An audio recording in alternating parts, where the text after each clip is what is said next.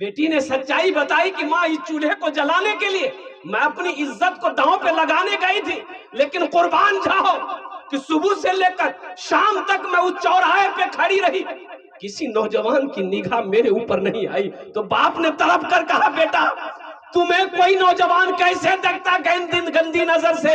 تمہارے باپ نے آج تک کسی غیر محرم عورت کی طرف نگاہ اٹھا کر نہیں دیکھا۔ کوئی لڑکی آ رہی ہے، کوئی عورت آ رہی ہے، اب نظر پڑ گئی، پہلی نظر، اب راستے میں ہے تو اب نظر اٹھا کے تو چلنا ہی پڑے گا نا، اب آنکھ بند کر کے تو نہیں چلے گا آدمی، آنکھ بند کر کے چلے گا تو گر نہ جائے گا۔ اب جا رہا ہے، نظر پڑ گئی، پہلی نظر پڑی، نظر کو جھکا لو، پھر دوسری نظر نہیں پڑنی چاہیے، دوسری نظر نہیں پڑنی چاہیے، یہیں سے گناہ کا آغاز ہوگا۔ چاہے وہ میری بیٹی ہو، چاہے وہ میری بہن ہو، چاہے وہ میری ماں ہو، کوئی بھی ہو، نہ لڑکی کو اجازت ہے نہ لڑکے کو اجازت ہے۔ اس لیے اللہ نے مردوں کو حکم دیا کہ اپنی نگاہیں نیچی کر کے رکھو۔ اللہ تمہیں اس کا اجازت عطا فرمائے گا، اللہ تمہیں اس کا انعام عطا فرمائے گا۔ ایک بات یاد رکھنا نوجوانوں، میرے بچوں، ایک بات یاد رکھنا، ایک شخص آیا کہ یا رسول اللہ صلی اللہ علیہ وسلم مجھے اجازت دیجیے، میں زنا کرنا چاہتا ہوں۔ تو اللہ کے رسول صلی اللہ علیہ وسلم نے ارشاد فرمایا کہ یہاں قریب آؤ، بیٹھو، وہ بٹھایا۔ تو اللہ کے رسول نے ارشاد فرمایا نوجوان یہ بتا، یہی ارادہ جو تو کرنا چاہ رہا ہے اگر تیری ماں کے ساتھ کوئی کرنا چاہے تمہیں کیسا لگے گا؟ کہا کہ یا رسول اللہ مجھے بہت برا لگے گا۔ وہ سارا کہا کہ اگر تمہاری بہن کے ساتھ کوئی کرنا چاہے تمہیں کیسا لگے گا؟ کہا کہ یا رسول اللہ مجھے برداشت نہیں ہوگا۔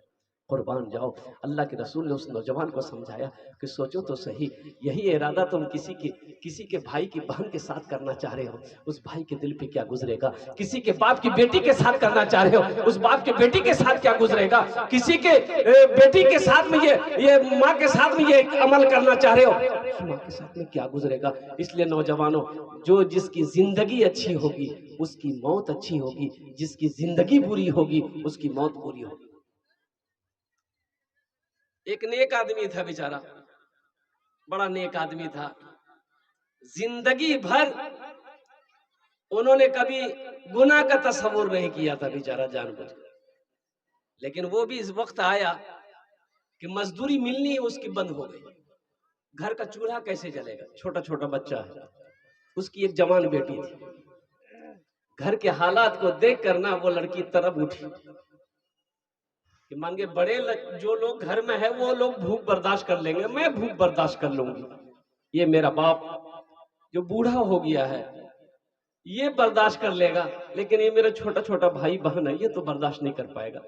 وہ لڑکی بولی کہ ہم کو ہی کچھ کرنا پڑے گا، میرے باپ کو مزدوری نہیں مل رہی۔ تو وہ لڑکی کیا کام کی کہ ایک دن صبح غسل کرنے کے بعد بن سور کر تیار ہوئی اور اپنی ماں سے کہنے لگی امی جان ہم جا رہے فلاں سہیلی کے پاس، رات میں ہم واپس لوٹیں گے۔ ماں سے اجازت لی اور گھر سے نکل گئے۔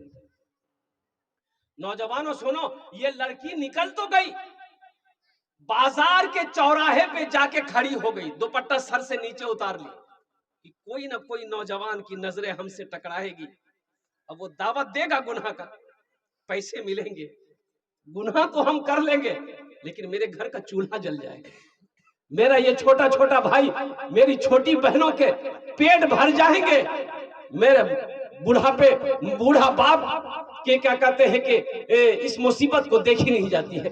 یہ نوجوان، یہ لڑکی وہ دوپٹہ سر سے نیچے اتار کر بال کھول کر چوراہے پہ کھڑی رہی، لیکن اللہ اکبر کبیرہ، صبح سے لے کے شام ہو گئی لیکن کسی نوجوان نے اس کے طرف نگاہ اٹھا کر نہیں دیکھا۔